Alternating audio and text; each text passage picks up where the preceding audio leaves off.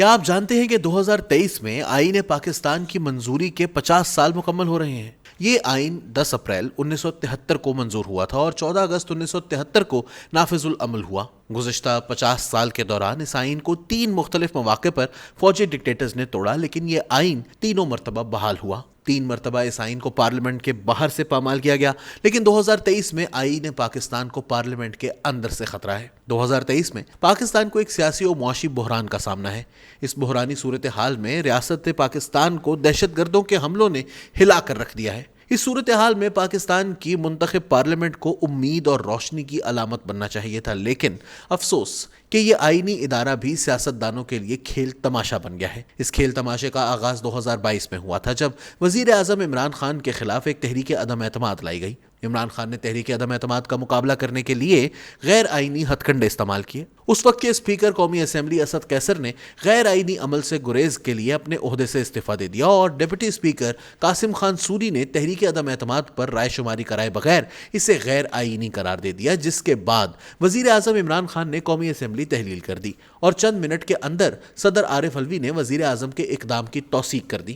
معاملہ supreme court میں چلا گیا اور عدالت نے قاسم خان سوری کی رولنگ کو غیر آئینی قرار دے دیا۔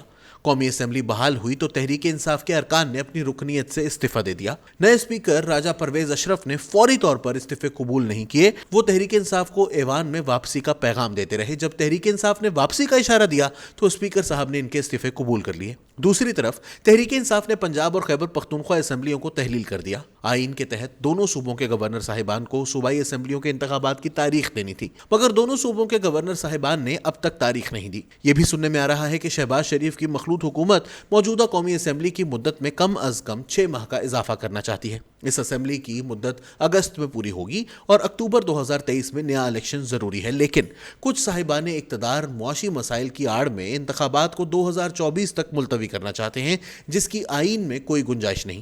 دوسرے الفاظ میں آئین پاکستان کو اپنی 50ویں سالگرہ کے موقع پر فوجی ڈکٹیٹر سے نہیں بلکہ سیاسی و ذاتی مفادات کے اسیر سیاستدانوں سے خطرہ ہے۔ یہ پہلو بڑا قابل غور ہے کہ وفاق یا صوبوں میں انتخابات کے التوا سے آئین کی جن دفعات کی خلاف ورزی ہوگی، ان میں سے کچھ دفعات 18ویں ترمیم کے ذریعے اس آئین میں شامل کی گئی تھیں۔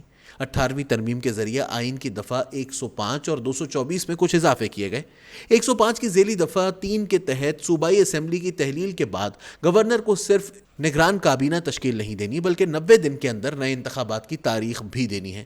دفعہ 224 میں ذیلی دفعہ 1 بھی شامل کی گئی، جو کہتی ہے کہ وفاق اور صوبوں میں نگران کابینہ میں شامل ارکان کے خاندان کے افراد نئے انتخابات میں حصہ نہیں لے سکیں گے۔ 224 کی ذیلی دفعہ 2 کے مطابق قومی یا صوبائی اسمبلی کی تحلیل کے 90 دن کے اندر نئے انتخابات منعقد ہوں گے، جن کے نتائج 14 دن کے اندر سامنے لانا ضروری ہوں گے۔ 2010 میں 18ویں ترمیم کا ڈرافٹ تیار کرنے والی آئینی کمیٹی کے سربراہ سینیٹر رضا ربانی تھے اور اس کمیٹی میں موجودہ اسپیکر قومی اسمبلی راجہ پرویز اشرف، مولانا فضل الرحمان، موجودہ وفاقی کابینہ کے ارکان سید نوید قمر، اسحاق ڈار، احسن اقبال، وسیم سجاد، ایس ایم ظفر، فاروق ستار، افراز سیاب خٹک، حاجی عدیل، اسرار اللہ زہری، پروفیسر خورشید احمد، حاصل بزنجو اور آفتاب شیرپاؤ سمیت دیگر اہم سیاستدان شامل تھے۔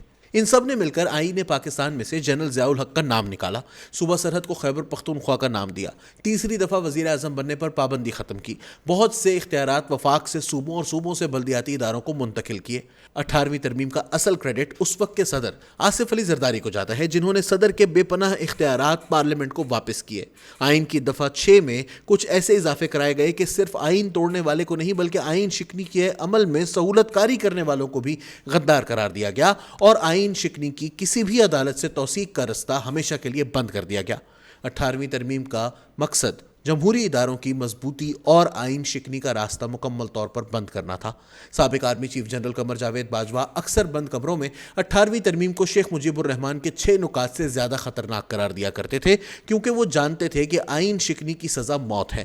وہ آئین توڑنے کی آرزو دل میں لیے ریٹائر ہو گئے۔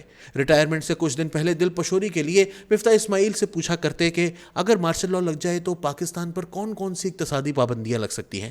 مفتاح بھائی ہاتھ جوڑ کر کہتے خدا را یہ غضب مت کیجیے گا. جو کام جنرل باجوہ نہ کر سکے وہی کام اب پارلیمنٹ کے اندر سے کرنے کرانے کی خواہشیں بھی کوئی راز نہیں رہیں. آصف علی زرداری آج بھی ایک اہم پاور پلیئر ہیں. انہیں یاد دلانا ہے کہ 2023 میں اس آئین کی منظوری کے 50 سال پورے ہو رہے ہیں جسے ذوالفقار علی بھٹو نے ولی خان، مولانا مفتی محمود، مولانا شاہ احمد نورانی، پروفیسر غفور احمد، غوث بخش بیزنجو اور دیگر بزرگوں کے ساتھ مل کر بنایا. راجہ پرویز اشرف اس آئینی کمیٹی کے رکن تھے جس نے 2010 میں 18ویں ترمیم کا ڈرافٹ تیار کیا.